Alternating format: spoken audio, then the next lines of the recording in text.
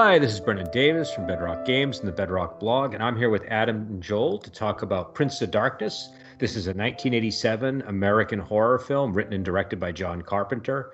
In this movie, The Prince of Darkness, a group of graduate students and scientists uncover an ancient canister in an abandoned church. But when they open the canister, they inadvertently unleash a strange liquid and an evil force on all humanity. Now, that was the IMDb breakdown. I just realized as I read it, I think there's actually a slight inaccuracy in there, which we can talk about. But that does give you the gist of it, even though, again, I think it's a little bit inaccurate the way that they phrased it. So this is I don't think this is one of his big hits, right? Like the Prince of Darkness. This bombed, I think. Okay. It's beloved now, though, right? Like, I know a lot of people seem to like it, and I think a lot of people at least have fond memories of it. Yeah, I mean, people liked it. Some people liked it at the time too. I mean, that's a big John Carpenter thing. I mean, I think They Live was the same way, you know. Yeah, but I mean, I remember kids the thing. I remember the Thing was big on that. In my group, this was a well-liked movie. So, but yeah. I usually find my group growing up is a bad metric for, when I go on to Wikipedia and look at what the overall reception was to a film. Same here. So yeah, so keep it in mind, audience. If our opinions, you'll probably disagree with us and hate everything we like.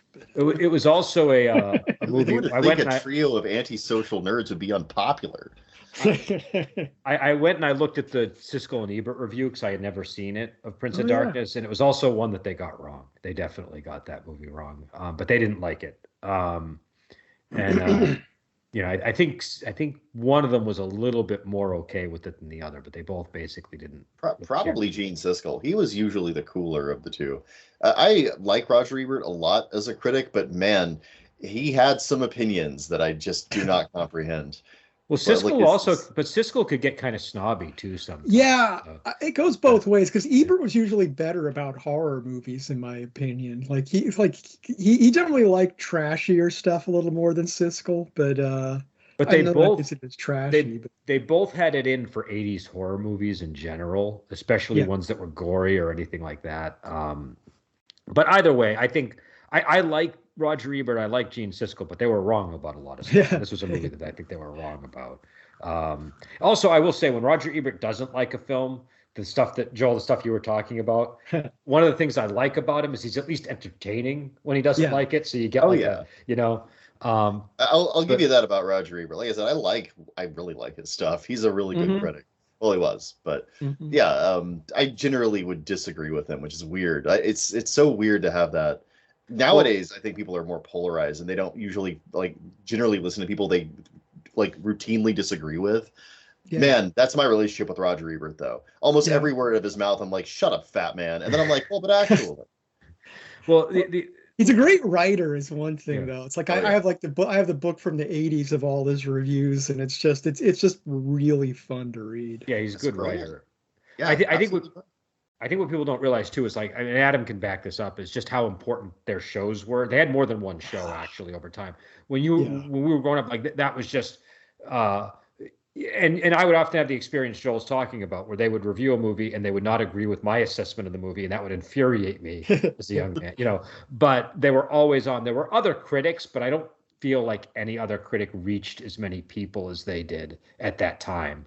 There were a couple of others who kind of leaped to mind, but they were more scattered around on TV. I'm talking Malton. Malton was one. The guy with the bushy mustache. Gene Shalit, going back to our mustache discussion from earlier. And so, speaking of mustaches, this movie opens up with one of the great mustaches in film history.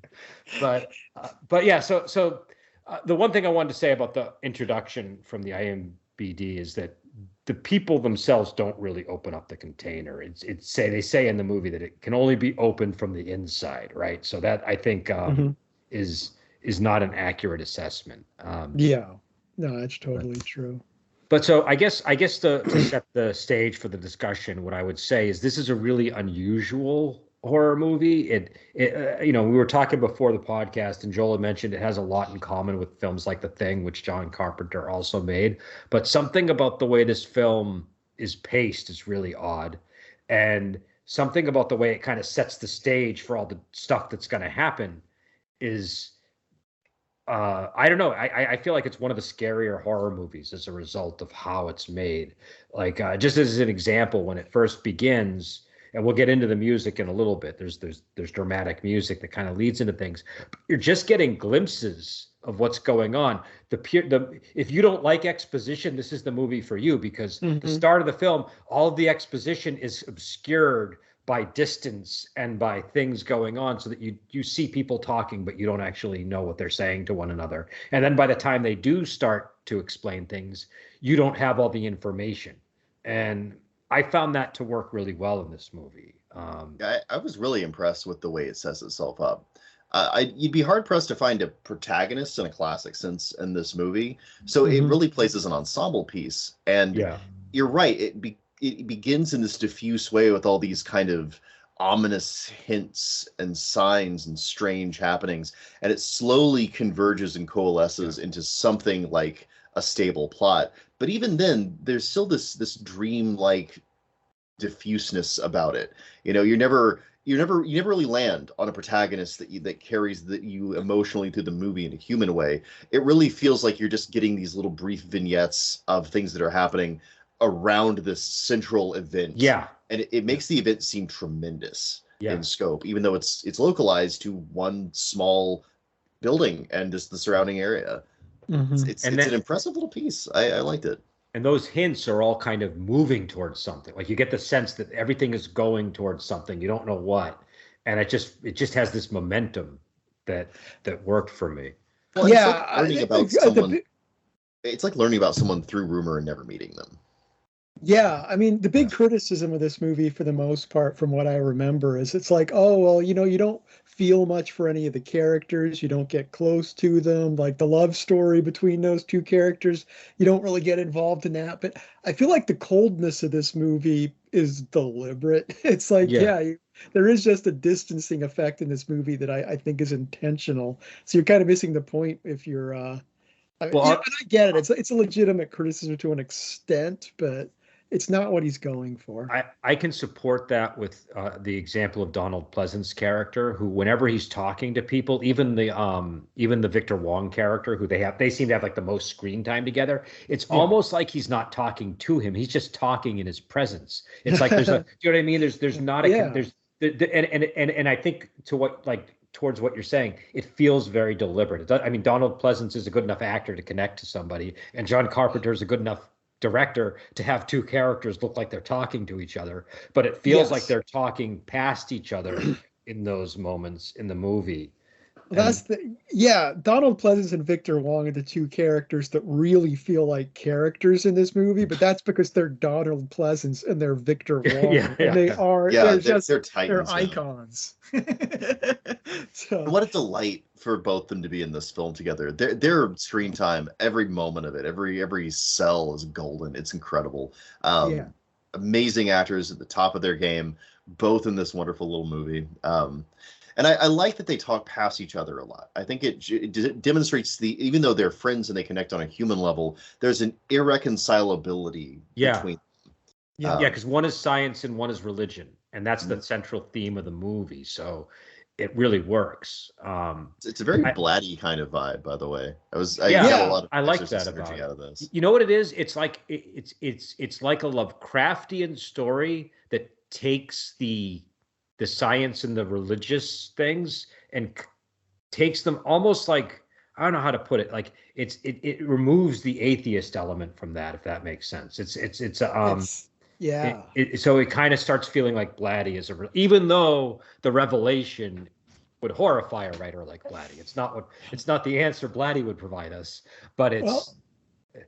I think a fascinating thing about this movie is usually when you'd have a movie where you've got the two characters where one's the scientist and one's the priest, one of them at like 3/4 of the way through the movie, if not sooner, is going to be wrong. It's like, this was the guy who's right. It's like, nope, neither of these guys are qualified to deal with this situation. This is just beyond any human system. It's just you know what it is? It's like that thing where he says, I have a message for you and you're not going to like it.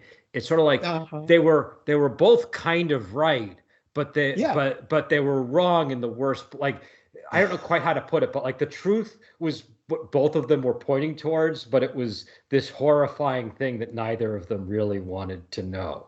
Yes. And so oh, go ahead, Joel. It makes it seem like no matter what angle you approach this evil from, it's still going to be horrible. You know, Yeah. if you're a person Yeah. of faith and you rely on that to carry you through life, you are as disarmed against this thing as a person of science and reason would be.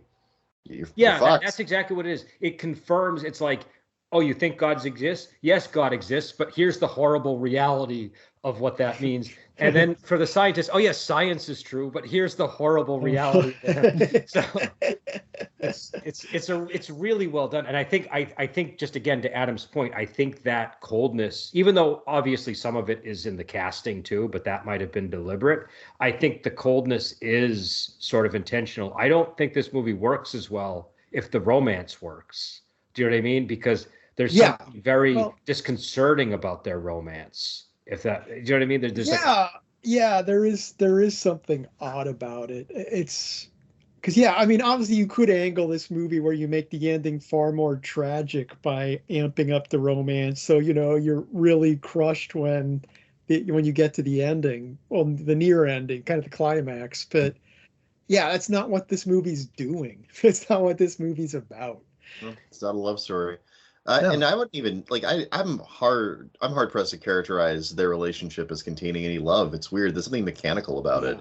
It's not like it's not distant. It's just sort of functional, you know. Well, and they're like, it's not like they've got an existing relationship. It's like he's like, oh, he's kind of attracted to this woman he sees at the beginning of the movie. It's not like they really go anywhere with it. When do they bond? You know, it's when just, they were having sex, they bonded. Yeah, no, they literally bonded. And there's a scene where he's going to say something like he loves her or something like that, and she is like, don't. And then basically it becomes like, the most difficult relationship in the world. Do you know what I mean? For reasons that are not fully explained. And so I don't think you're ever supposed to feel connected to that couple in that way. I think it's supposed to be kind of because in the end, the revelation with her characters is a horrible one. I think if they added a tragic element, that might have taken away from the terror of it. Yeah, again, the horror takes center stage, and the movie does a really good job of making it incomprehensible by disarming our natural ability to quantify and explain it, no matter which direction we come from. We find ourselves, like I said, disarmed before this horror, and I really like that. And I've never seen a movie quite do that before. I would say that this is maybe one of the scariest horror movies that's been made, and I'd put it up there with like Nosferatu and like the really scary horror movies. And I think a lot of that is because when people review horror movies, they don't prioritize that a horror movie is supposed to be scary. Do you know what I mean? Like that's not the priority. So weird. Yeah. So many classic critics are like, this movie made me uncomfortable. I don't like it. It's like, that's exactly what it was trying to do, though. Yeah, or like, but I need the relationship to. No, you don't need the relationship to. You need to be scared, right? So like, I mean, the work and a chemistry between actors in a horror movie can work. It's just that it's not the essence of a horror movie. And so, and again, I mean, they're both I think that it did work, and that they're both career-minded people who have other priorities. But there was enough that they could make something functional. But that's what it was. It was functional. It wasn't like a deep and profound thing. It was very real in that regard. Well, also, this is a low budget. He's kind of intentionally doing a low budget horror movie, and the low budgetness of a horror movie adds to the terror of it. Do you know what I mean? It's like there's something about when the acting is a little wooden and when everything is a little bit shoddy, it feels a little more gritty and scary than when it's like super glossy and the characters are really acting. And do you know what I mean? It just it lands differently. So it does. It feels more real in that regard, because people are wooden. Yeah, people are a little awkward in real life, and it makes them breathe a little bit more in your mind. So when they're in peril, it feels like a real person who's in danger. And I would add that, like, when you look at the exchanges between the characters, a lot of them have these like really awkward exchanges that don't land with each other. Like the whole Yeah, thing where like he says like, I'm a certified sexist, and then the other thing with I forget the that was character's name, great. but he's flirting with the girl, you know what I mean? And he's like using Yeah, and it's slurs like, and yeah, it, you could pass Can for we start Asian. over? It's just like yeah, yeah. fight me, loser. I've had that guy was my hero in this movie. If you have to choose a guy that I personally identified with, it was the the like Asian scientist who was terrible at hitting on people. Like, yeah, it was who, like Well, he was one of the breakthrough characters in the movie, I thought. amazing guy. His character really worked, and he also, it was funny because normally, like in horror movies, it's a thing to have the racist guy say the racist things, but it was interesting having them have an Asian guy be the racist. Like he wasn't racist, but he was saying the racist things that usually they have like the redneck racist character. They had like saying two or three dudes who Yeah. could legitimately have been the slob in this Yeah. movie, right? And Yeah. none of them did any of that stuff. They were just straight up dudes. They did their job. They're pretty professional. You know, one of that one guy who did the little mouth music was charismatic and fun to be around. He lit up when it came around, and like, no, it was the little nerdy Asian guy who's like, "Hey, racism." That's a really good pickup line. What made it interesting is you're sort of like wondering, why is this guy using this kind of racial humor? It gives his character like you sort of become curious about him, and it I don't know, I just thought it worked for the character. It kind of I love gave that him a guy. little bit So of a definition. not that I remember anyone's name in this movie. Yeah, I don't remember the characters' names all that Walter well. Fong was his name. Okay, I believe you, but I don't remember anyone saying the name Walter. Yeah, I don't either. I just got it on the screen in front of me. The other actor who kind of stood out, I don't remember his name either, but like one of the lead scientists, the guy who was making the trumpet noises, who was kind of looked like Meatloaf. That guy was great, and he did look like Meatloaf. Now that you say something, I looked it up. I was like, "This looks like Meatloaf. Is this Meatloaf?" And it wasn't. But yeah, I thought that I just thought that was an interesting choice with that character. But the point I was making was he has all of these exchanges with the women that don't land. The other guy has a lot of weird exchanges. There's a lot of characters that have these interactions where they just don't quite line up with one another. And so I you know, it's just really cool. But the boldness of a script to do that too. It's so commonly that has to mean something on an emotional journey somewhere in the structure of a script. Here, it just feels like you're really seeing a bunch of scientists who don't know each other super well and are awkwardly working together and under duress. It's beautiful. Again, it reminded me of The Thing, where it's just a bunch of bored, miserable people who have gotten used to being alone together. Yeah. Well, and a lot of people, I like when I looked online, I did notice there were complaints about that the movie had these speeches that the characters would give or whatever. But I thought all of those elements where they explain the ideas of the movie to be very interesting, because it's a very interesting idea. Just the premise of this movie is it kind of reminds me a little bit of Childhood's End by Arthur C. Clarke. Yeah. It's obviously also kind of has a Lovecraft element to it as well. And like Joel says, it's definitely, you can see elements of The Thing.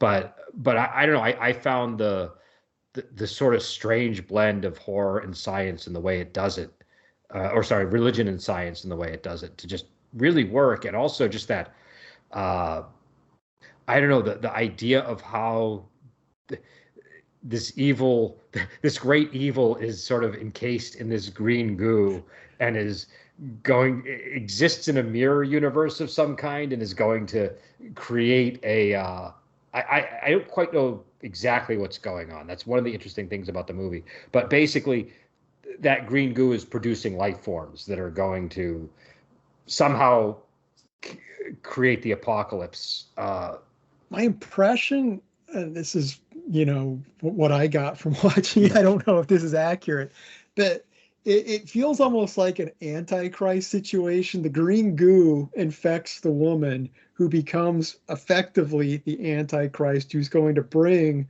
the devil into the world. No, I think that's accurate, because she's got the mark on her arm and everything. Yeah, so that's what I'm saying. I think that was my take, is that, it's like that's the process that's going on. And so, well, because they say it's the son of Satan, right? Like the son of Satan, or the son of the anti-god is. Yeah, and so that's kind of what ends up short-circuiting everything at the end. But yeah, before I get into that though, I just, the imagery in this movie. I mean, you talk about it being a low-budget movie, which it is. But my God, the imagery and effects in this movie are good. everything is fantastic. I mean, just little things like, the way the container drips upwards and is filling the ceiling. I mean, yeah, it's an upside down camera. I get how cheap an effect that is. Yeah. But it just works so well. Knowing how it works almost makes it better, I find. Like, because and that's the way that the dream was just, they shot the dream scene on videotape and then just filmed the TV screen on film, and that's how they just get that effect. And it's like, wow, that's nothing, but it just gives it this unearthly feel. It does. It stands out in the movie really nicely. The green was another complaint I saw, which I don't get, because my interpretation of the green has always been that, and I don't know if this is true, it's like a narrative I built up in my head, that he must have seen Ghostbusters and he was like, okay, this is silly. I'm gonna make green slime scary. That's sort of how I imagine this film coming to be. And I kind of like that, because I like Ghostbusters, but it also does embody this really goofy type of horror that took hold in the 80s. And this is the opposite of that. This is like a genuinely scary horror movie. And so I'd say it's halfway. If you did the Ghostbusters seriously, it's this movie. Well, the thing I was going to say, the thing about Ghostbusters, I wouldn't say Ghostbusters is the opposite, because Ghostbusters actually has a lot of serious parasite. It's a comedy, but the underlying, as you say, you could do it seriously. Everything that was something, when they remade Ghostbusters, I was like, this won't be good from the standpoint that Dan Aykroyd. Dan Aykroyd was a serious parapsychology nerd, and it shows in that movie. When I was a kid, I would read all these ridiculous 1970s parapsychology supernatural books. So when I saw Ghostbusters, I was just blown away. I'm like, wow, this is someone who actually cares about all this stuff. So it's like, it is a comedy, but I feel like it does take the subject matter seriously to a degree, which is why it lines up with this movie. It's very different. But I wasn't knocking Ghostbusters. I was just I didn't think you were knocking it. But it's goofier type of horror movie, and I think that he's going in the other direction, saying, okay, I'm gonna and also the green slime in Ghostbusters is maybe the goofier element of the film, right? So you have all this very serious parapsychology stuff, and the green slime comes from ectoplasm. It's I know why it's there, but the way that it gets handled in Ghostbusters is often where the comedy is, like when Bill Murray gets it's a pie in the face. Yeah, exactly. It's the ghost version of that. So he says, I'm going to take that, I'm going to turn and I'm not saying he actually said this. I'm just saying in my head, I'm imagining saying, I'm going to put Satan into that green slime and make it really scary. And so it's just why I think the green works. I think the green is actually, it's number one, it's a striking visual element, but it's also, in this case, it functions as a very scary presence. Well, and all the imagery of people vomiting it out or having it shot into their faces is so invasive and grotesque. It's a recurring theme in the movie. It's almost brutal just how gross it is. And there's that one scene, I was pointing this out to you guys over the Discord before we got on here, where there's just these oceans of it boiling into the one lady's face in one scene. What a cryptic and haunting image that was. It really is very nightmarish to look at that particular frame. So definitely gorgeous stuff. Also, we should mention Alice Cooper is in this movie as a homeless guy who gets mesmerized, I guess, by. So they couldn't have Meatloaf. You can't have Meatloaf and Alice. I think Alice Cooper is the better choice. Yeah. I never see them in the same place at the same time. Coincidence? But I don't know. I enjoyed Alice Cooper's presence, even though he wasn't acting. He was kind of killing people and looking off in the distance. Yeah, it was a silent role in a non-silent film, which you had to appreciate. Yeah. I thought that was a good element in the movie. Well, you know what's weird though? I've seen Alice Cooper act because he's in Wayne's World. And he was great. They could have had him deliver lines. He played himself. He played himself in Wayne's World, but he's been in Jesus Christ Superstar and stuff like that. So actually, very urbane and intelligent person. Well, his whole shtick was very dramatic and all about the stage production and everything. So I think and also my understanding is he likes horror movies. That seems to be pretty evident from his Work. well, yeah, I mean, yeah, he has. Well, I won't get into it, but he has songs that are just very No, clearly only a horror movie give aficionado. you a trivia point too. That thing that he kills the guy with that impales him is a prop from his own show. Okay. That's from a great. stage show prop of Alice Cooper. So he brought his own murder weapon to the movie. So You guys need to kill someone? I already got the prop. And Well, they're just like, he used to behead himself on that? stage with a guillotine. He almost died because apparently there was the thing kept. I don't remember what the actual malfunction was, but there was a point where he almost got beheaded by his stage guillotine. So that would have been the most metal of all timelines. But yeah, Like that's the one thing you do to finally upstage Ozzy Osbourne with the bat thing. Oh, you got a bat beheaded, huh? Well, check this out. Well, he was but I don't know. I think I think he was a nice addition to the movie. Just to, even especially in the role they chose. It wasn't like he was in there with them. He was a sort of threat from the outside, so it worked. You know the fundamentalists must have eaten that up. It's like, see, he is the spawn of the devil. But he's a born again Christian, Alice Cooper, so it's even more funny when that sort of stuff happens. God, that's hilarious. You couldn't write better content. And he's like a really devout born again Christian too. So it's like, So yeah, one quote that I really liked in this movie, again, just going back to like, when people didn't like it explaining itself, there was this line that Victor Wong gives that says, our logic collapses on the subatomic level into ghosts and shadows. I just thought that really set up what you needed to buy into for the movie to be scary from the very beginning. yeah.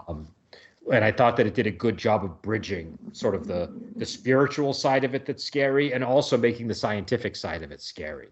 Because it's sort of like saying, oh, no, yeah, science is real. But when you examine science under a microscope, there's all this weird stuff going on that should unnerve you.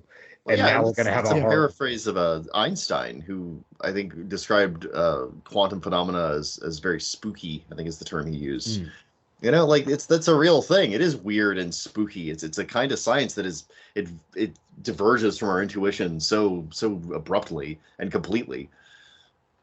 Yeah. So I think that was a really great way to sort of set up the just getting you in the right mindset for the film.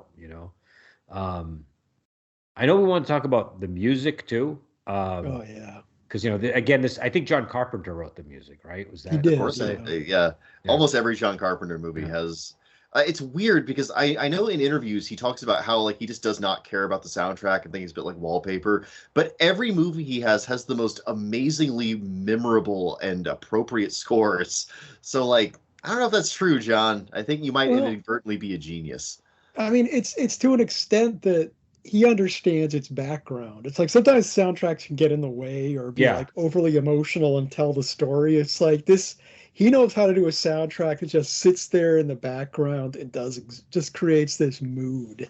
And I hadn't seen this movie since the early 90s, but as soon as I turned it on, just boom, that soundtrack started at the very beginning of the movie, and I was just like, oh yeah, I remember how much I love this movie. It is one of it. It's not something I'd probably like put on and just listen to, as music. Yeah. Same with like the Halloween soundtrack, which is another iconic one. I don't sit around listening to it, but my God, in the movie, that's one I will sit around and listen to. Halloween is like it's got enough of like what is it? I don't know, just that repeating melody just kind of really works for me. Yeah, Halloween works. The Halloween soundtrack reminds me of the Tubular Bells from The Exorcist. Like they've kind of got that same DNA running through. It's like an ostinato type thing where they're just the things going over and over again. But this one, I think it doesn't need. I think. So both of you were saying John Carpenter is not trying to impress anybody with his music, and I think that is an advantage here because he isn't sitting here saying I have to come up with the most memorable melody. It has to be a clever. He just needs something that works to achieve what he wants in the film, and that the music definitely does that. The thumping of it almost reminds me of that Enya song that the Fugees sampled. That was also in Sleepwalkers. You've heard it, even if you don't remember. I know. We reviewed Sleepwalkers, so I know I've heard. I just can't can't remember it. I'm sure Joel will remember it because he and I had that big debate about Sleepwalkers, so I'm sure it'll be. I had girlfriends in the early '90s, so I've heard a fair amount of Enya too. But what's funny is it's one of her songs that I think for her was kind of a throwaway song, and other people started using it for different things. So like that, the Fugees is the big one that I remember using it, and Fugees and Sleepwalkers. But it just kind of has this weird stumbling thump in the beginning, and I thought that worked. Also, another thing I'll say about this movie, I like the way they made ants creepy. I thought the way they used ants, and again, it was just all very basic horror techniques, but it really worked, and it was all really well placed. I think that's one of the things that really makes the film such a good movie. Is what are you laughing about, Joel? Oh, I just snuck out and snuck back in. I got myself something to eat. But yeah, I just pulled up the Enya track and listened to that real quick. And yeah, I do remember that one. Yeah, that's okay. So you know what I'm talking about. I know what you're talking about. Yeah. Oh, Enya. So, but it kind of has a sound, not the actual melody, but the thump. There's like this bass that starts at the beginning of the song, and that's what it reminds me of.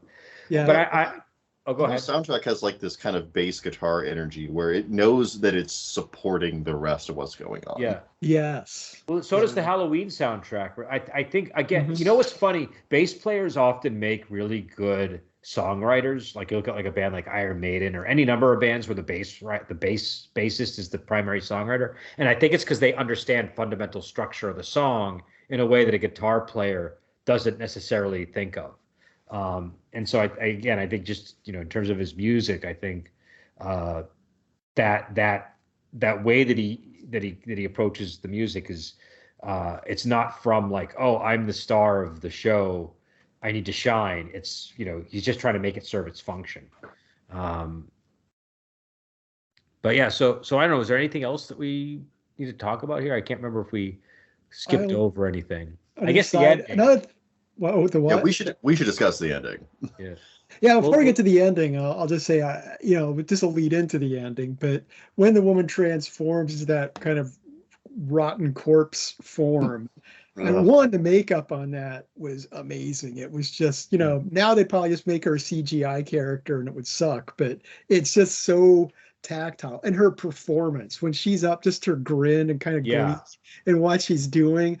That it's just such a terrifying character. I honestly, I agree. There weren't a ton of special effects in this. Like, this isn't like an effects movie like The Thing was, but the ones that were there were so effective. Like when the one guy delivers that super hardcore heavy metal line where it's like, "I have a message you won't like, pray for death." He collapses into bugs. And like it's segmented, so like his leg goes first, then his head, then his torso flops over. His hand falls off. You know what it's like? It's like the difference between Kubrick doing 2001 and Kubrick doing A Clockwork Orange. It's like going like the effects are just all much more ground level, and they're not super expensive, it doesn't seem, but they all work really well, and they're done in a way that just maximizes the scares. Do you know what I mean? So restrained but very solid. Yeah, restrained is a good word. I love the scene where he says, "I have a message for you." That, like the one that you just mentioned, that really works. And also they've been foreshadowing those bugs leading up to that point. So it's not like they come out of nowhere like they might. I think in a less skilled director's hands, the bugs would just kind of show up to be a scare for that moment. But he's been planting that seed of those bugs and insects. So they've been squirming through the whole movie. Yeah. And also, here's a wonderful thing about this film. A lot of modern films have to explain every single thing that happens. Nothing gets explained in this film, and it's wonderful. They're like, why are there bugs everywhere? Why are the homeless being controlled by Satan? Like, why this? Why that? I don't know. It's an unimaginable cosmic evil. Deal with it. Yeah. Yeah. No, definitely. It almost makes you want to go and read like Revelations and see if you can find like, a trail of clues in there. I like that about it. I think that it's a weird movie because sometimes when movies don't explain themselves, you're like, well, is there even anything there? And this movie, I don't know if he's thought of all the explanations, but I think he's at least thought of all the right questions to kind of make the audience ask about the movie. So you don't have clarity, but you have to keep sort of asking the questions about what's going on and what you just saw, what happened. And it adds to that unnerving feeling the whole movie has. It does, and it kind of has the same emotional resonance as actually reading Revelations, where you'll read Revelations and the language they're using is something you comprehend the words, but the ideas they're putting forth are so weird and strange. They're both like, because it's not clear how much of them are metaphor, how much are concrete. Like it's not. Revelations doesn't care to explain itself to you. You know, it's just this mystical vision of the end of the world, and that's the vibe that this whole movie has. Yeah. It's gorgeous. Yeah, I think that's part of the reason critics don't like it, is that a lot of critics want to be smart and explain the movie to you. Yeah. and when there's a movie, it's like if they don't understand it, that's an affront to them. I mean, you'd have to be blind not to see the convergence of the theming and the things you see happen, no matter how mysterious and weird they are, though. Yeah, you know, the opening parts of this movie are all like, it's kind of like Revelations, right? Sort of like that, guys. Might be kind of hard to understand, but like it's got all that religious symbolism. The end of the movie is the devil's claw coming out of a mirror. Like, and that shouldn't be a surprise to anyone that's going to happen. Not. But it's kind of, and it's one of these great tricks where you know it's coming. They tell you that it's coming, but when it does, you're like, really? It's actually a devil's claw. But then at the same moment, you're like, but what does that mean in this world? Because things are slightly askew here. They're not the mythology that we've been trained to believe in. So, you know, it's a deviation from that mythology. So you don't, again, that's why I point to Child's at End. You don't necessarily know what that devil's hand means. For all you know, that's the hand of Christ in this movie. Do you know what I mean? Like, you don't know. And so the movie does this great job of planting these little seeds of doubt, where by the end you're like, wait a second, was he supposed to put the axe through the mirror, or was that the wrong thing to do? And you know, should he have instead relied on his faith, or was, you know, like, you don't know, and then you get even more confused by the time the movie ends, because you're like, I think it was an ending where the bad things all happen, but I don't know for sure, and I don't know. Well, that's the thing. The priest, even though the priest is the one that saves the day as much as anyone does, he doesn't do it with anything with faith. It's just he just throws an axe at a mirror and breaks it. But I love, just to bring up that moment too. Like, one of the chilling parts in this movie is when the girl pushes the you know, the demon or whatever into the mirror, and they both go in there. Just the way she turns around and reaches back for a moment as the mirror breaks. Just that little gesture there is terrifying. Well, also that makes you wonder when he says, because doesn't he say that I saved everybody, the priest? Doesn't he say that? It makes you wonder if that's accurate about it. You know, he's got his own, he's getting wheeled away and he's like ranting about it. And he's got his own idea of how it happened, but it's so clearly a rationalization, like a post hoc restructuring of events. So it makes sense with what he already knows. But the movie keeps going and it reveals that no, you still don't understand it, dude. You've just gone a kind of crazy that insulates you from it. Yeah, because like Adam was saying, that gesture where she turns around, maybe she wasn't supposed to go into the mirror. Maybe that was actually more of a problem. You just don't understand what is actually happening and what it all means. So it makes you very uncomfortable. And I think even with that dichotomy between science and religion, you're never really sure which one you're supposed to put your faith in. Where do you put your chips? That roulette wheel's still spinning when the movie closes. So it's really effective that way, because on the one hand it says Jesus is an alien. On the other hand, they do say no, there is like an anti-God, and so that's not an alien. That's like something like God, right? So that also implies that there's a God, if there's an anti-God, and so it just makes you really wonder, like, okay, did they just totally fuck things up, or so. But yeah, and again, to the point that Joel was making earlier, I think one of the reasons why this movie is so good is because like you were saying, it's like the last 20 minutes is when they kind of turn the ship around. And up until that point, it just seems like they're all doomed and they're all dying and it's all going to go. And it's this honestly, sense of, I thought they were toast. I thought this was just going to be a death spiral kind of movie. Yeah. So I was convinced. I mean, I liked that. I thought that it's kind of like Return of the Living Dead, where the threat is just so overwhelming and powerful. The heroes it doesn't seem like they have any hope of surviving. And you kind of, just when you're resigning yourself to their doom, things kind of turn around, but then you don't know if that maybe what was supposed to happen is they were supposed to die. Do you know what I mean? And also the other thing is they talk about this mirror universe. We don't necessarily know which is the mirror universe and which isn't. Do you know what I mean? Like, right. What if we're living in the simulacra? Yeah, right. Maybe that message was to get us to go through the mirror. Do you know what I mean? Like you don't know, and so that's the thing. It's totally reasonable, and I love this about the movie, that you could read it as you're supposed to go through the mirror because your reality is collapsing. Get out. That would be a fine message. And maybe her reaching back was her trying to draw people in with her. Like, oh, wait, no, you're all wrong. Don't close the crack. But yeah, I think, but like to what you were saying, the fact that it doesn't answer the questions is the smart move. And I agree. That's probably why the critics often didn't like it, because they kind of want the smart answer about it. And I think it feels like a smart ass filmmaker to them, not giving them answers, you know. Ambiguity is one of the best things you can put into horror, period.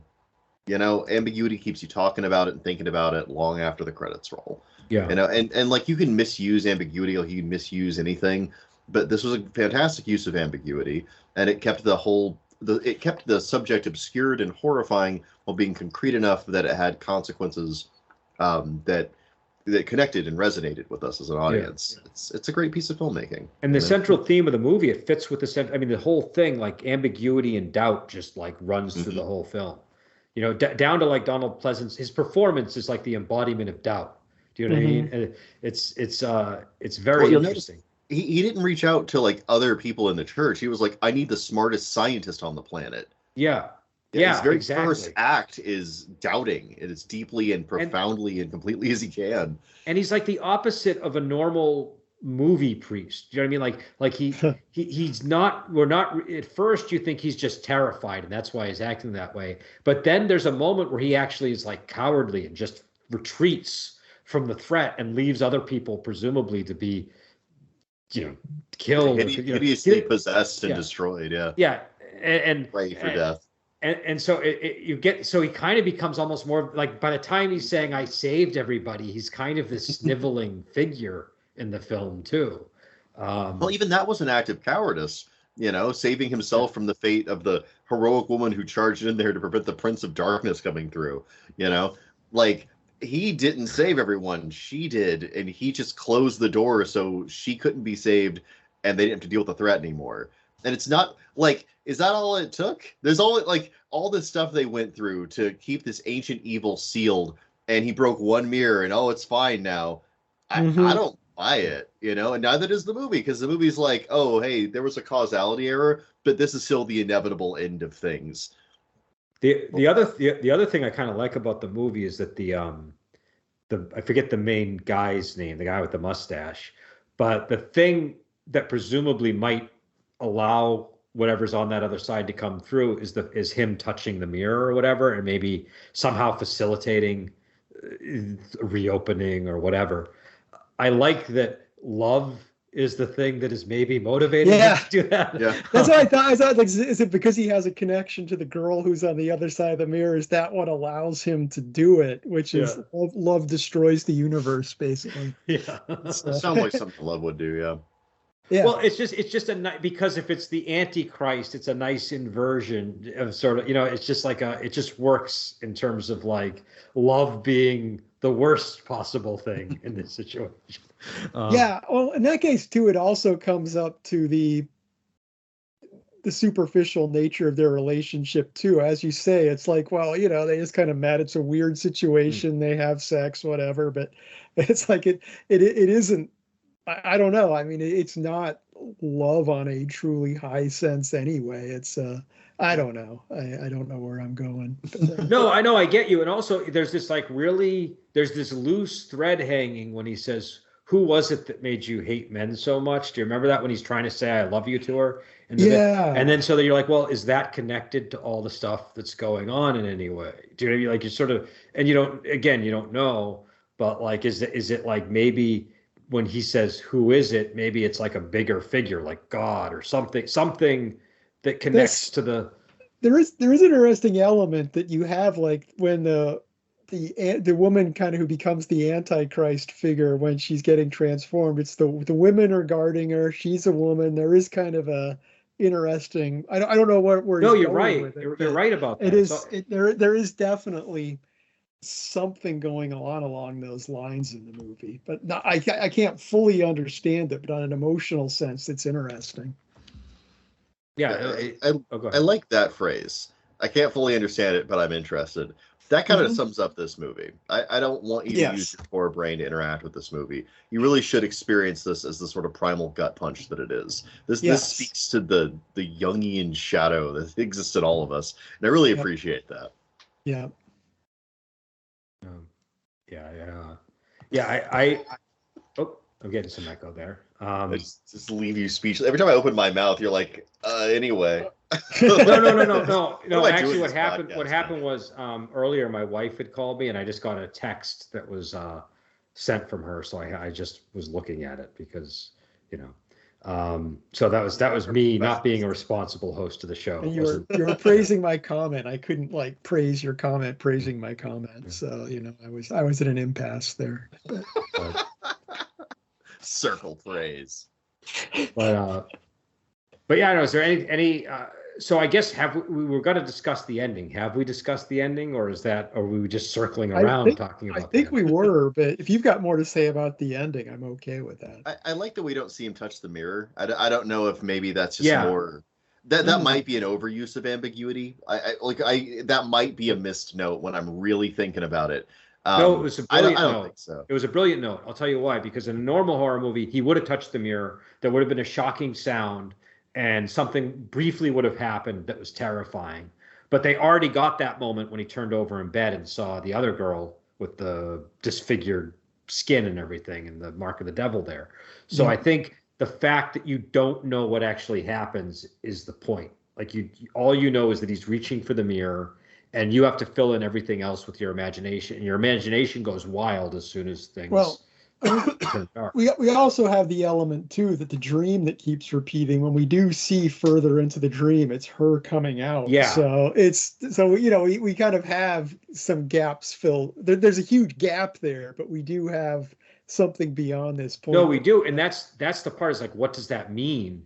That she is Yeah, I don't know. It's fascinating, but you can't clearly determine what that is. And also, I think throughout the movie, they're assuming that this message is sent by people that are trying to help them. Yeah. But it's not necessarily the case. It could be sent by a malicious force. Yeah. Or it could be sent by someone who's powerless to help them. That's maybe true. their attempts to help them are doomed. All we know is it involves tachyons. That's all we're told. Which is tachyons. It's all we need. Tachyons solve everything. I also liked the level of science that was in this movie. It wasn't an overabundance. It wasn't an underabundance. It was like the right exact amount that you understood it. It was founded on actual scientific principles. Like, not so much that it was boring, but like, this is like actually looking at like, what are the limits of our scientific knowledge and saying, okay, past that boundary, that's where the devil is. What I mean is he put it into easy to understand language so that it wasn't and I agree with you. I feel like he was probably very passionate about the topics, and he was, had an understanding of them that the viewer doesn't necessarily have to appreciate what he's doing. And that's always nice.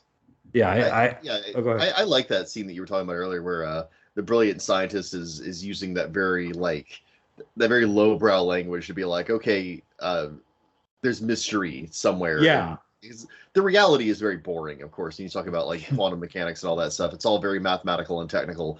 But the way he characterized it was like it's a realm of mystery. Yeah. Not so much that it was hammy, but enough that it got across just how vast of a gulf there is between what we can know currently and what's unknown, and how peculiar it is. And it is very peculiar. Well, and I feel like it holds up in the age of YouTube, because it's the sort of stuff, if you watch science channels on YouTube at all, you encounter those things explained in great more complexity. Yes. But it can be distilled into things break down at the subatomic level. You know, like I know what a subatomic particle is. Okay, I follow you. You know, but I'm with you. Yeah, I don't need the advanced equations, but I get the basic principles that you're describing. And so I also like that they knew when we invented differential equations. A lot of modern movie writers aren't smart enough to know that. Yes. They're a very modern mathematical invention. So I was impressed with that too, as someone that had to study a lot of math in college. I was like, oh, hey. You sons of bitches. Well, the other good thing about that too is that this was made in an age when, like, now it wouldn't be surprising if somebody put that in a script, because they might look it up on Wikipedia or whatever. But back then he had to be reading the right books in order to have that information in his head as a writer. And so it's always more impressive when that sort of thing rears up in a movie from that era. Yeah, I know he said that, you know, basically this movie came to him because he was reading about physics. It's like, that is reading about physics, cool. And he's like, oh, hey, I've got a horror movie idea. Yeah. So somebody was reading his Newton. Yeah. Post Newton. But yeah, no, that was also a really good moment in the movie, just in terms of horror, because they're able to suddenly present that as a revelation that's supposed to be alarming. And so, you know, it's sort of, and I think it's also, you know, horror is built around this idea of what you assume to be the case isn't the case. And the world is actually much more scary, or something is different than you thought it was. And so the way they did that in that scene just worked, and it tied in with the rest of the ideas of the movie. Yeah. But yeah, I think that the one thing I would say about this movie is that I think it's one of the scariest horror movies that's out there. It's not over the top violent compared to some movies. It's not like super intense in terms of jump scares. It has them, but it doesn't rely on them. It's just low grade scary in a way that most horror movies struggle to be. And so it's just atmospheric. There's just I just love atmosphere. Atmosphere of this movie so much. That's what makes it rewatchable too, because it is just this vibe when you put this movie on. Yeah, I'm gonna have to acquire a physical copy of this one. I rented it, and honestly, like, it's got to be in the library. It made the list. Yeah, I haven't seen it in years, so I had the choice. It was like $2.99 to rent or $16.95. I'm like, oh, $16.95 to buy is too much. Now I'm like, what was I thinking? That's too much. But yeah, physical copy. I think this is a physical copy movie because it is out on Blu-ray. So people. Hell yeah, this would be amazing on Blu-ray, dude. Yeah. Yeah, I highly recommend Prince of Darkness, a sleeper classic, a cult classic, brilliant, atmospheric. Immerses you in a nightmare realm, and it kind of leaves you there even after the movie's over. Really, really good horror. Yeah. I think, and again, like we were saying, you can rent it on Amazon. I believe you can. I rented it on YouTube. How much was it on YouTube? I think it was $4 on YouTube. It was a little pricier. It's the same price, I think, on Amazon too. It's good quality, though. I got it on Apple's thing, whatever it's called. But I was actually a pretty good picture. I believe you said the Amazon one was kind of dark or something. But no. The what I was saying was the movies on Shudder a lot. Like I watched Halloween. Oh, on Shudder, that's right. You said and not just Shudder, but also like some of the other channels on Prime, like the ones that you might subscribe to or have a temp subscription to. I tried to watch Halloween with Anoma over the weekend. I think during the week. I tried to watch it with her. And I was annoyed the whole time because I'm like, why are people's voices really low in this scene? And I was like, why? Like it looks clear, but the color looks a little bit muted for some reason. And I realized it was just like a bad version of it. So I ended up renting it and then fast forwarding to the point we're at, and it was night and day. It was night and day. And I've noticed that with a lot of the movies on Shudder and various platforms there. The one that I saw on Prime that I rented of Prince of Darkness, it looked fine, but I don't think it was as good as the one you guys saw. because Okay. I've seen versions of this on like YouTube and things where it looks really crisp and clear, and this looked good, but it didn't look that crisp and clear. So Oh, I think if I have a warning to people, it's that Amazon really sucks at ensuring that you get a good copy. It's not related to this genre, but when we were staying at my parents' house last year, I wanted my mom to see some old kung fu movie. I forget. I think it was The Five Deadly Venoms. So I rented it on Prime. I think since then they've corrected this problem, but the version that I saw was so shitty. It was like an insult that I even spent money on it. The issue with Amazon a lot of times too is because they have so many sub services that are within them. Like, it's like your net. A lot of times you are getting them from one of their, like you said, you could be getting a movie from Shudder when you rent a movie on Amazon. You may be getting a movie from Stars or whatever. The thing is, really I don't sure mind. I don't mind watching a bootleg, like crappy bootleg version of something that I bought at a crappy bootleg location. Do you know what I mean? Yeah. But I don't expect Amazon to slip a bootleg in when I think I'm renting the proper version of something. Amazon is what I think of when I think of people slipping in a cheap substitute. But that's me. Oh, jeez. Yeah, they've kind of become the Walmart of the internet. With apologies to Walmart. Well, they got into grocery stores. They bought Whole Foods, so they Anyway, this reminds me that I actually managed to get my hands on a bootleg, not a bootleg copy, but like a pan scan old school copy of 8-Section Pole Fighter. I just got the new Arrow version of that. But go ahead, sorry. Oh, I just happened to watch it yesterday. It was great. What was it, 8 diagram pole fighter? Yeah, it was amazing. Yeah. It's called something else. I think it was one of those wuxia movies that would have got imported. It got like 8 different translations that are all technically accurate of the name. I think it's called something else. But yeah, I always just called 8 diagram pole fighter. There's 2 Bruce Lee movies where the titles got swapped, and so if you watch them at a certain point in time, you would have the names reversed from what other people who watched them would. So it's like, I think it was like The Big Boss, and it's either like Big Boss and Chinese Connection or Fist of Fury and Chinese Connection, and it created a lot of confusion. Like a lot of confusion. Pretty much par for the course. I'm a Street Fighter player, so like I know what name swapping can do for the notoriety of characters. So. But I guess there we can probably end the discussion. Wrap. I think we've gone far afield now. And I believe we are going to talk about. Were we going to talk about another John Carpenter movie, or were we planning another? Oh no, it was Circling the Rainbow or something, right? Well, People Under the Stairs is the one I wanted to watch. So okay. People Under the Stairs. I love People Under the Stairs, and I've seen it since I was a kid. Which now that I'm thinking back on some of the things that I remember about that movie, again since I haven't watched it in so long, probably shouldn't have seen it when I was a kid. But whatever. I remember that being creepy. I remember renting that at the video store. Not renting. I watched it at the video store I worked at. That's when I saw it. Also, they have a lot of Twin Peaks actors in it, which I didn't recognize as a child. But I'm an adult who loves Twin Peaks now, so I'm like, oh, hey, I know those two. Yeah, well, I won't get the Twin Peaks references, but I do remember that being a very scary movie. I'm going to drag you through 3 seasons of Twin Peaks at some point. I'm so averse to like TV shows that I'm not a good show watcher type person. Do you know what I mean? We should at least do season one. Season 1, it was a mid-season replacement, so it's like season 1 of Twin Peaks. We could commit to that, which is not much watching.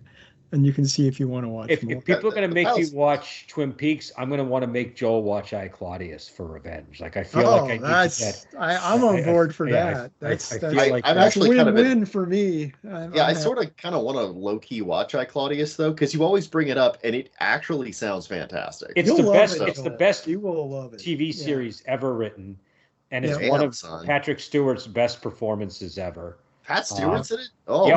Yeah. Patrick Stewart. There's a lot of really good actors in that. So, Claudius next week. We're all set. I'm just gonna call in sick for a solid week and do nothing but watch I, Claudius. Kids, you can drive yourselves to school. I'm watching I, Claudius. It's a British series. It's not a huge commitment, so All right. So coming up, a whole bunch of suffering on me and Brendan's parts.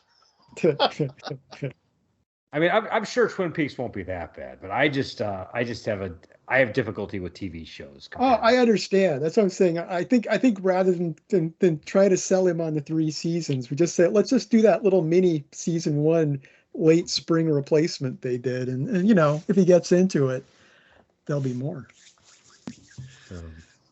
Yeah, sounds good to me. Okay, so I, Claudius versus Twin Peaks season 1, but that's down the line. Next, People Under the Stairs, probably. I think so. Yeah, sounds good to me. I haven't seen that in forever. I barely remember it, so I really want to see that. Yeah, I haven't seen that in maybe 25, no, more than 25 years.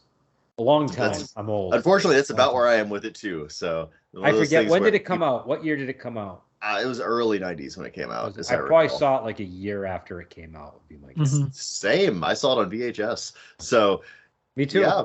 I think that we may have watched this movie at the same time or really close at the same time. So that's weird. There you go. The past is weird. If we could narrow it down to like the day and time, and if it were the same, that would be a very interesting discovery. One time, whenever our Venn diagrams perfectly overlapped, it was the Brendan Joel eclipse, folks. People under the stairs. It's like the time I Googled a TV episode to figure out when I moved to America. I was like, hey, that's the day I showed up in America. I've done that. I've done things like that. All right, so we'll get going. And until next time, we will talk to you later.